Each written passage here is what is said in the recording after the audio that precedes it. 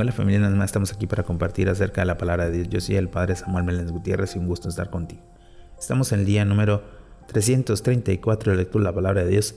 En este día vamos a compartir del libro de los Hechos de los Apóstoles, capítulo 13, de la primera carta a los Corintios, capítulo 7 al 8, y el libro de los Proverbios, capítulo 28, versículos del 4 al 6.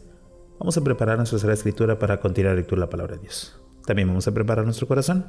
En el nombre del Padre, y del Hijo, y del Espíritu Santo. Amén. Del libro de los Hechos de los Apóstoles, capítulo 13. Envío de Pablo y Bernabé. En la iglesia de Antioquía había profetas y maestros: Bernabé, Simón, a quien llamaban el Moreno, Lucio, el de Cirene, Manaén, hermano de crianza del rey Herodes, y Saulo. Un día, mientras celebraban la liturgia del Señor y ayunaban, el Espíritu Santo dijo: sepárense Bernabé y a Saulo para la misión que les he encomendado. Entonces, después de ayunar y orar, les impusieron las manos y lo despidieron. Evangelización de Chipre. Enviados pues por el Espíritu Santo, Bernabé y Saulo bajaron a Seleucia y de allí se embarcaron rumbo a Chipre. Llegados a Salamina, anunciaban la palabra de Dios en las sinagogas de los judíos. Llevaban con ellos a Juan como ayudantes.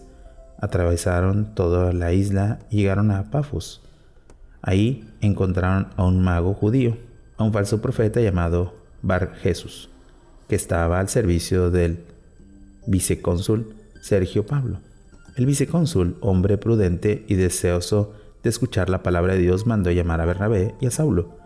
Elimas, el mago, eso significa este nombre, se le oponía, tratando de apartar al vicecónsul de la fe.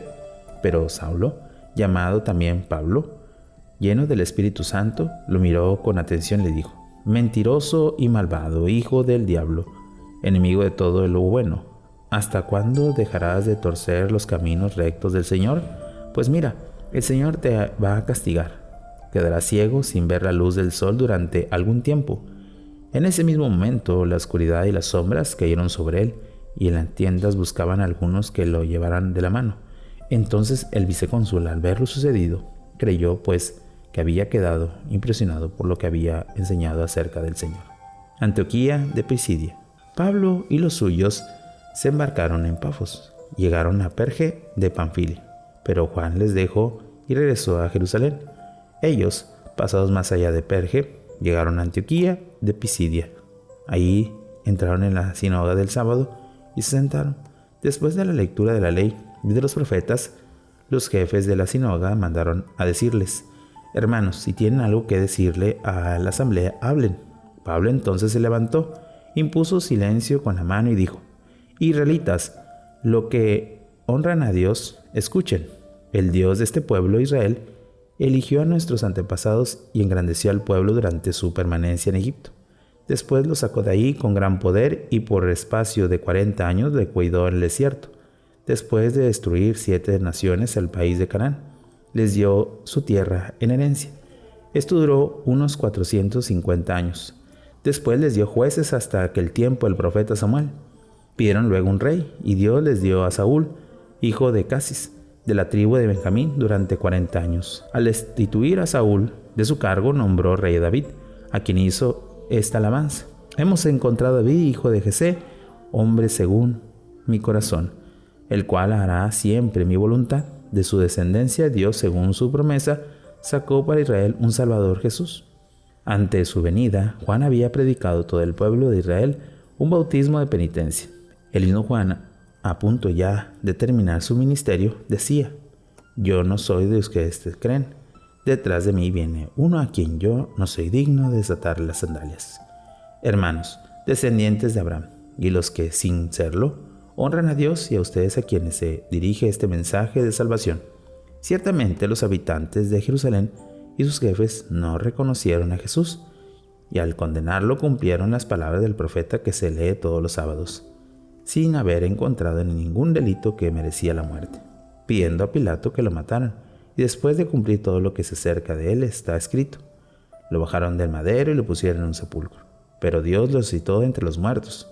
Durante muchos días se apareció a los que habían subido con él desde Galilea a Jerusalén, los cuales son ahora sus testigos ante el pueblo. y nosotros les anunciamos esta buena noticia, que la promesa hecha a nuestros antepasados, Dios les ha cumplido entre nosotros, sus descendientes, resucitado a Jesús, como está escrito también en el Salmo 2. Tú eres mi hijo, yo te he engendrado hoy. Porque efectivamente lo resucitó entre los muertos para no regresar ya nunca más a la corrupción, conforme a lo que dijo. Les cumpliré la firme promesa que hice a David. Por eso dice también en otro lugar, no permitas que tu fiel experimente la corrupción. Ahora bien, David, después de cumplir durante su vida la voluntad de Dios, murió, fue a reunirse con sus antepasados y experimentó la corrupción. Sin embargo, a quien Dios resucitó no experimentó la corrupción. Sepan pues, hermanos, que por Él se anuncia el perdón de los pecados. La salvación que no podían ustedes obtener con la ley de Moisés, lo obtiene gracias a Jesús, todo lo que creen. Tengan cuidado, pues, que no les pase lo que le dijeron los profetas. Contemplé esto, soberbios, que la sombra los haga desaparecer, porque voy a realizar en su tiempo una obra que no la crean, aunque se le cuente. A la salida les pedían que hablaran sobre lo mismo el sábado siguiente. Disuelta la asamblea, muchos judíos y prosélitos que adoraban al verdadero Dios siguieron a Pablo y a Bernabé, quienes trataban de persuadirlos con sus palabras para que permanecieran fieles a la gracia de Dios. El sábado siguiente casi toda la ciudad se congregó con la escucha de la palabra de Dios. Los judíos, al ver la multitud, se llenaron de envidia y contradecían lo que Pablo decía, insultándolo. Entonces Pablo y Bernabé dijeron con toda valentía, ustedes tienen que anunciarlos primeramente la palabra de Dios, pero ya que la rechazan y ustedes mismos se le consideran dignos de la vida eterna, nos dirigimos a los paganos, pues así nos lo manda el Señor. Te he puesto como luz de las naciones para que lleves la salvación hasta los extremos de la tierra. Los paganos, al oír esto, se alegraban y recibían con alabanza el mensaje del Señor, y todos los que estaban destinados a la vida eterna creyeron. La palabra del Señor se difundió por toda aquella región. Los judíos, sin embargo, sublevaron a las mujeres distinguidas que adoraban al verdadero Dios y a los principales de la ciudad. Promovieron una persecución contra Pablo y Bernabé y los expulsaron de su territorio, y ellos, en señal de protesta, sacudieron el polvo de sus pies y se fueron a Iconio. Los discípulos, por su parte, estaban llenos de alegría y del Espíritu Santo. Palabra de Dios. Te alabamos, Señor. Hemos escuchado este capítulo 13, donde Pablo empieza la predicación fuera de Jerusalén y anunciarla para que todos conozcan al Señor. ¿Cómo ha sido esa enseñanza y sobre todo ese momento de encontrarse con Él? Pidemos y meditemos un poco la palabra de Dios.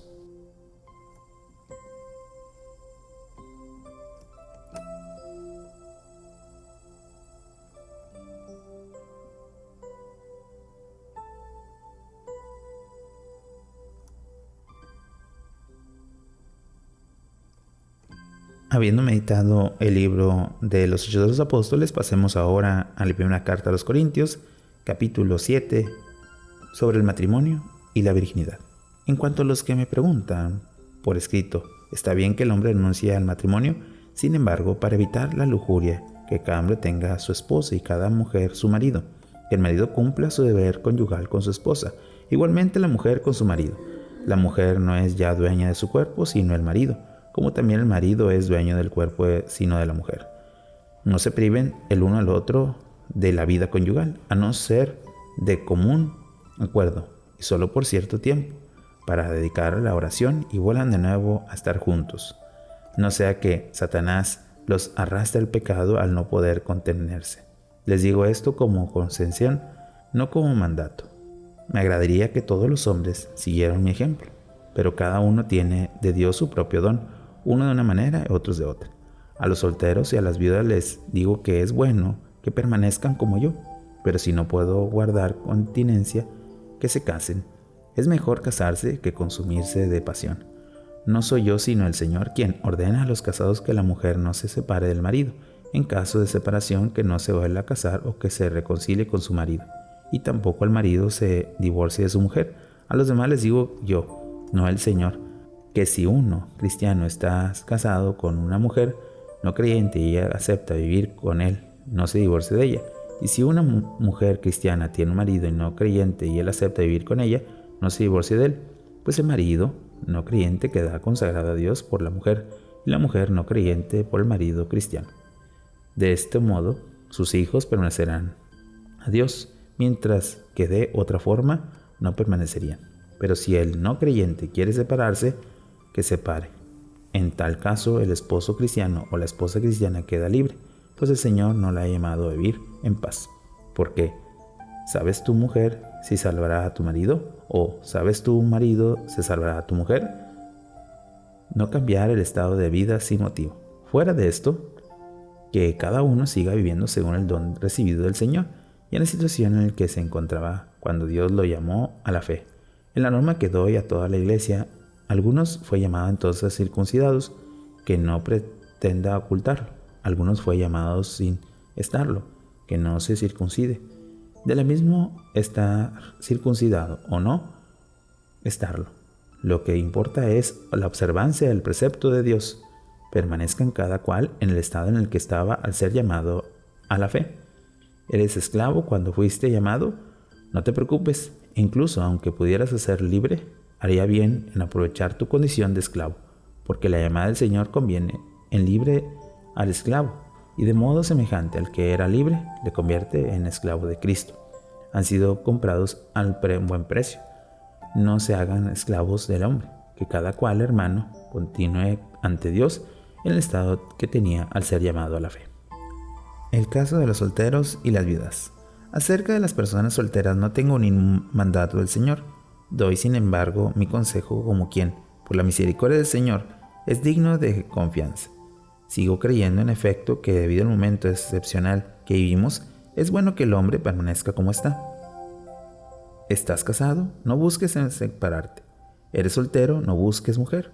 Aunque si te casas, no pecas, y tampoco peca la virgen si se casa. Quisiera, sin embargo, evitarles las dificultades que estos sufrían en la vida. Les digo, pues, hermanos, que el tiempo se termina. En lo que falta, lo que tienen mujeres vivan como si no lo tuvieran, los que lloran como si no lloraran, los que se alegran como si no se alegraran, los que compran como si no poseyeran, los que disfrutan el mundo como si no disfrutaran, porque la apariencia de este mundo pasa. Quiero que estén libres de preocupaciones, y mientras el soltero está en situación de preocuparse de las cosas del Señor y de cómo agradarle a Dios, el casado debe preocuparse por las cosas del mundo y de cómo agradarle a su mujer, y por esto está dividido. Igualmente, la mujer sin marido y la muchacha virgen están en situación de preocuparse de las cosas del Señor, consagrándose a Él en cuerpo y alma. La que está casada, en cambio, se preocupa de las cosas del mundo y de cómo agradarle a su marido. Les digo esto no por atenderles como trampa, sino para que se aproveche teniendo en cuenta de lo que es noble y fácil la dedicación en plena del Señor. Sin embargo, si algunos consideran que no se portan bien con su hija virgen, pues ya ha pasado el flor de la edad y conviene casarla, háganla al que quiera, que se case. Ningún pecado hay en eso. Pero en el que está firmemente decidido en su corazón y sin ser forzado con libertad de hacer su voluntad, ha resuelto en su interior no casar a su hija virgen, hará bien. Así pues, el que da a su hija virgen en matrimonio hace bien, y el que no la da hará todavía mejor. La esposa, mientras viva con su marido, permanece ligada a él, pero si el marido muere, queda libre para casarse con quien quiera, siempre que se trate de un matrimonio cristiano. Con todo, será feliz, según mi consejo. Y si permanece como está, que también yo considero está asistiendo por el Espíritu de Dios. Capítulo 8. Sobre la carne y sacrificios a los ídolos. Respecto de la carne sacrificada a los ídolos, todos tenemos el conocimiento apropiado, pero el conocimiento llega de la soberbia. Solo el amor es realmente provechoso. Si alguno cree que conoce algo, es que aún no ha llegado a conocer como debe. Ahora bien, si alguno ama a Dios, es porque ha sido conocido amorosamente por Dios. En cuanto a comer carne sacrificada a los ídolos, sabemos que el ídolo no es nada en el mundo y no hay nada más que un Dios. Existe en verdad quien recibe el nombre de dioses, tanto en el cielo como en la tierra, y ciertamente son muchos esos dioses y señores. Sin embargo, para nosotros no hay más de un Dios, el Padre de quien procede todas las cosas y para quien nosotros existimos, y un Señor, Jesucristo, por quien ha sido creada todas las cosas y por quien también nosotros existimos. pero no todos tienen este conocimiento. Algunos, por estar acostumbrados hasta ahora a la idolatría, comen carne sacrificada a los ídolos y su conciencia, que está poco formada, se siente culpable. No será, por supuesto, un alimento lo que nos haga gratos a Dios. No será mejores por no comer, ni peores por comer. Procuren, sin embargo, que esa libertad de ustedes no sea ocasión de caída para los pocos formados. Pues si alguien te ve a ti, que tienes el debido conocimiento tomando parte del banquete de un templo dedicado a los ídolos, ¿no será inducida su conciencia por estar poco formada o comer carne sacrificada a los ídolos? Y así, porque tú te la das de sabio, puedes perderte de la conciencia poco formada, ese hermano por quien Cristo murió. Por eso, pecando contra los hermanos e hiriendo a su conciencia poco formada, pecan contra Cristo. Por tanto, si por tomar un determinado alimento pongo a mi hermano en ocasión de pecado, jamás tomaré ese alimento, para no ponerlo en peligro de pecado. Palabra de Dios, te alabamos, Señor.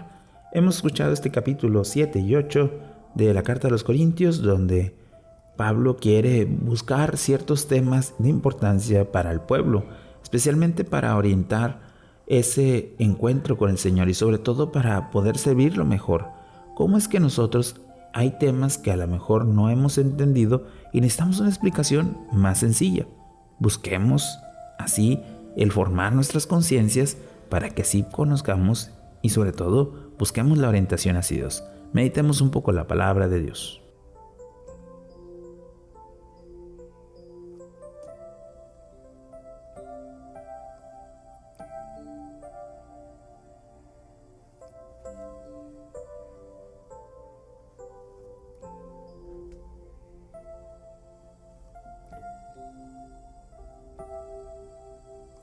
Habiendo meditado el libro de la Carta a los Corintios, pasemos ahora al libro de los Proverbios, capítulo 28, versículos del 4 al 6.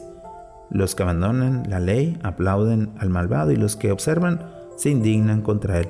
Los malvados no entendían la justicia, los que buscan al Señor la entendían todo.